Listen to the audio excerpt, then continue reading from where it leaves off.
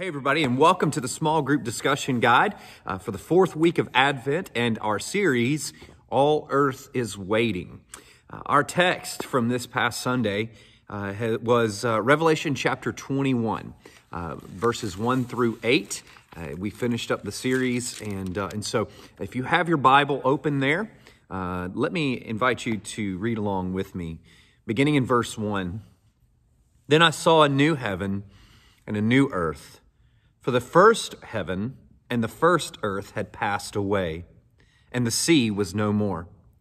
And I saw the holy city, New Jerusalem, coming down out of heaven from God, prepared as a bride adorned for her husband. And I heard a loud voice from the throne saying, Behold, the dwelling place of God is with man. He will dwell with them, and they will be his people. And God himself will be with them as their God. He will wipe away every tear from their eyes, and death shall be no more. Neither shall there be mourning, nor crying, nor pain any more, for the former things have passed away. And he who was seated on the throne said, Behold, I am making all things new. Also he said, Write this down, for these words are trustworthy and true.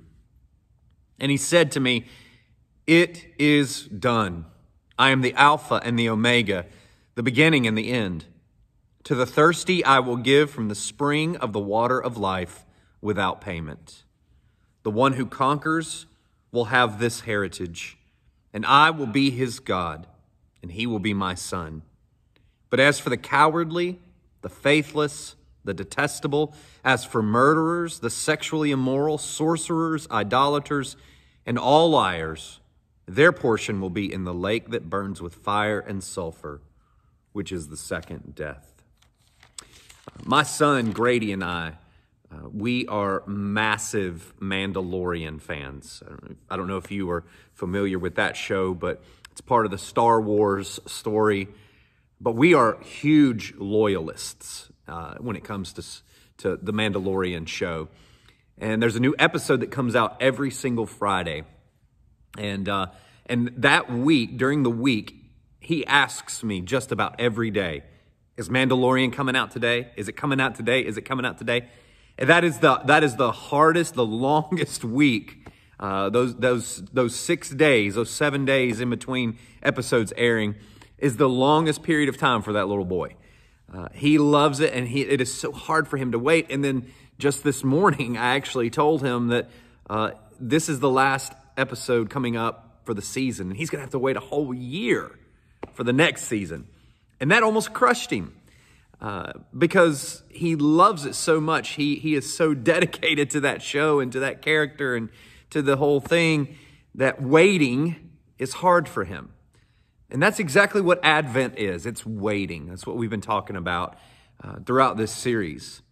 And so as a family or as a group, however you're going through this, I want you to talk about this. Pause the video here in just a second and take a few minutes to talk about this. What are some things that you love? Maybe as a family or as a group. What are some things that you love but have to wait for? Right? It's not always readily accessible to you. What are some things that you are loyal to, that you are faithful to, that you love, but you have to wait for?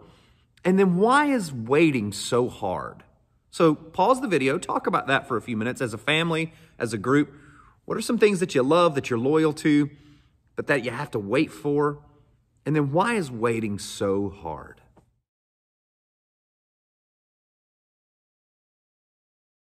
So as we think about this series that we've been going through in Revelation 21 and Advent and our waiting and longing for the second coming of Christ and all of the wonderful, glorious promises that will come in complete fulfillment when Jesus returns. We know all these things, and these things were written for our sake and for the sake of Christians all throughout the centuries, and particularly the believers in first century Rome under the persecution of the Emperor Domitian. And so why then was waiting so hard for these Christians? Right? We know that they knew the promises. They received this letter. Why is waiting so hard? Why is the waiting for the return of Christ? Why is that so difficult for us? Especially when we consider all of the challenges, all of the brokenness of this world, all of the trials, everything that we have to deal with, and everything that they were dealing with in the first century, and everything that Christians have dealt with throughout the whole course of history since the New Testament, and even this year in our own lives, right? We know the promises that are coming. We know the hope of the gospel. But why is waiting so hard for us? Why is this such a challenge? Why do so many people fall away from faithfulness? And why are we tempted to fall away from faithfulness when we experience the brokenness of life and the struggle and the hardship? So pause the video, talk about that as a group, as a family. Why is it so hard in this? Why is waiting such a struggle for us when we think about longing and waiting for the return of Christ?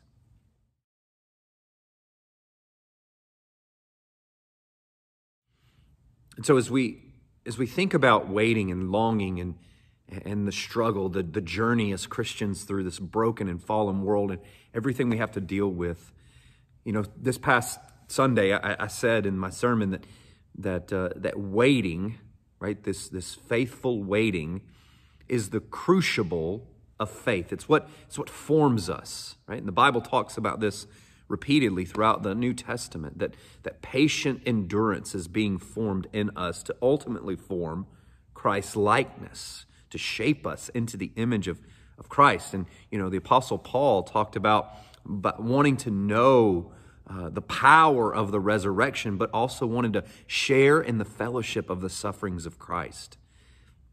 So when we think about faithfulness, right, and in this past Sunday, we saw that this letter, right, Revelation, at the heart of Revelation is the question, are you going to be faithful in the waiting? Are you going to remain faithful to Christ? Are you going to be faithful and steadfast? And so the question that we want to discuss is, why is faithfulness in the waiting so important? Why is faithfulness so important as we wait for and we long for the day of Christ's return?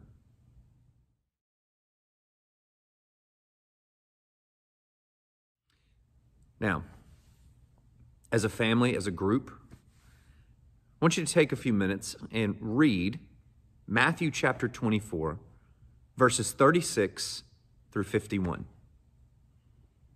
Matthew 24, verses 36 through 51. This is a very familiar parable that Jesus told, a teaching about faithfulness while we wait for his return. And I want you to discuss that passage together as a family, as a group. Read that together, discuss it, and talk about what Jesus is trying to teach his followers and us in that story. And as you close that time of discussion out, I want you to pray together. And as a family, as a group, I want you to pray for a few things. I want you, first of all, I want you to thank God for the hope that we have in Jesus. The hope that one day he will wipe away every tear. The hope that because of his death and resurrection, death itself has been conquered and that he will lift us from the curse. So as you pray, I want you to thank God for the glorious promises. Then I want you to thank God for who he is, that he is faithful and he is true. That these aren't we hope so kind of promises, but that we know so because of his character and because of his nature. That everything God says is true because he himself is true. So thank God for his character, for his nature, and for our assurance in these promises. And then I want you to take some time as a family, as a group, to pray and ask God to give you a spirit, a heart of faithful endurance, of patient endurance. And say, God, I can't be faithful. I cannot live a life of faithfulness apart from your power and apart from your strength. So take some time as you pray for those three things and ask God to help you and your family to remain faithful in the waiting. I love you, church. Be blessed.